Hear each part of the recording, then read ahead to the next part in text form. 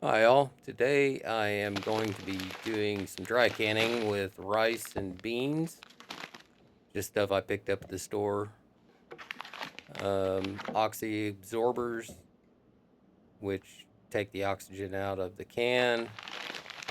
Moisture absorbers, silica gel. I've got um, small mouth and wide mouth jars, rings, lids.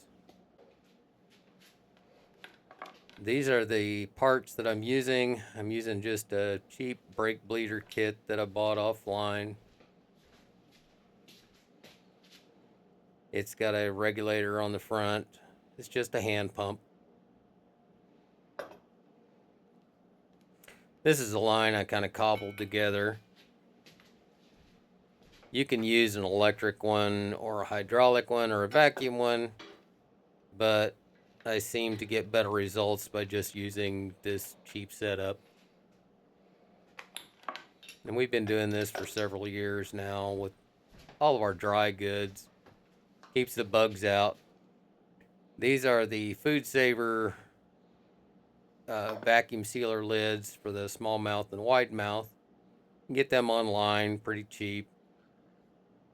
That's probably the most expensive thing you're going to have are those two lids.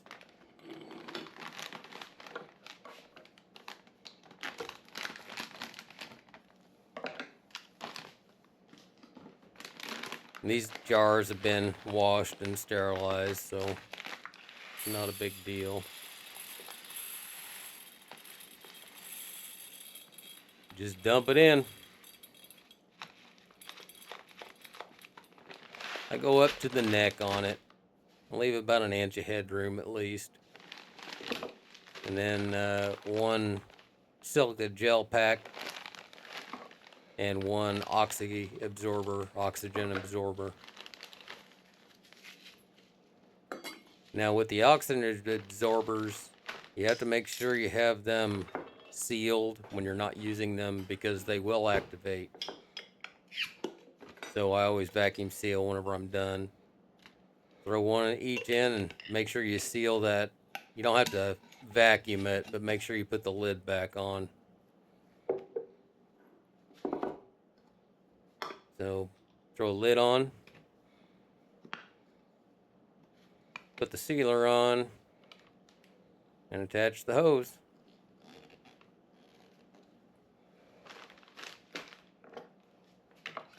And then pump it up. Between 18 and 20 pounds is what I normally do. I like going to 20 just because it gives me a little bit harder seal, vacuum seal that is. Now, this is not a substitute for pressure canning or water bath, rebel canning. This is just for dry goods. Makes it easier for me to store them. Gives them a little bit longer shelf life with the oxygen absorber and the silica gel in there for the moisture. It's about 20 pounds here. And all you're going to do with these, you're going to just pull the hose out and it seals the can because the pressure is positive. It's a positive pressure on the outside. So the negative pressure inside sucks the lids down. And then I just tighten the ring down pretty hefty.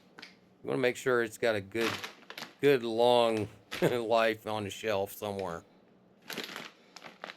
It beats having it in these plastic bags by far. Now I'm going to label it. You can use labels if you want to. I have found that the labels tend to stick a little harder if they're on there longer, and then it's just a pain to get it off. So I've resulted in just, writing it in marker. Put what it is and what the date that you dry canned it. Makes it easier so you know how old you have. I'm going to speed things up here because this is pretty much rinse and repeat. Just keep doing it until you have it done.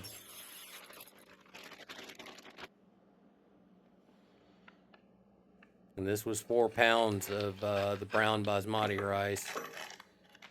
and gave me almost 3 quarts. Now here's the new package of oxygen absorbers that I had to open up. You can't reuse these once once they've expended themselves, they're just done. So just make sure if you open up a bag, you put it in a vacuum sealed jar after you're done canning like this. And that's just a matter of continuing to do it.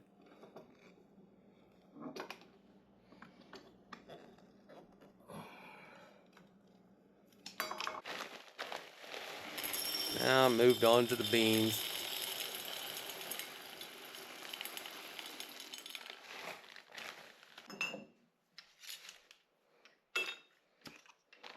The beans gave me 5 quarts, and it was a 4-pound bag also. I also did 4 pounds of jasmine rice.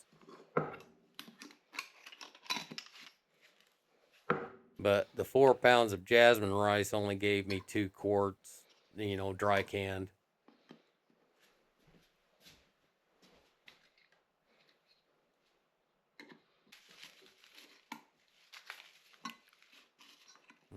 One of each again.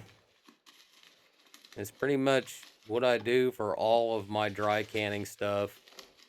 1 oxygen absorber and 1 silica gel for moisture. Here's my 2 jasmine rice. Like I said, I ended up with 5 quarts of pinto beans for 4 pounds, 2 jasmine rice for 4 pounds, and 3 basmati rice. This is flour. I canned it and didn't show it for this video. It's the same process with just one thing different. You need to put something on top of the material in order to keep it from sucking up into the hose. So we normally use coffee filters. These are our big coffee filters that we use for the commercial size coffee makers. So we cut them in quarters and then just push them down on top of the material. That way it doesn't get sucked up into the hose.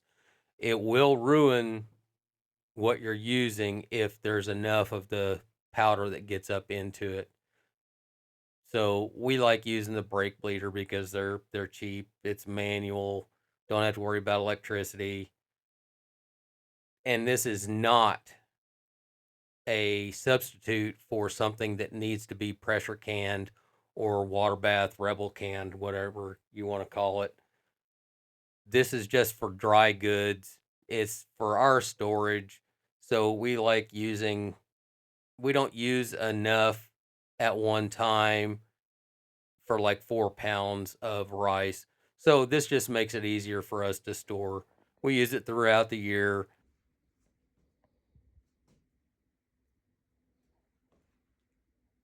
So anyway, that's all I have for you.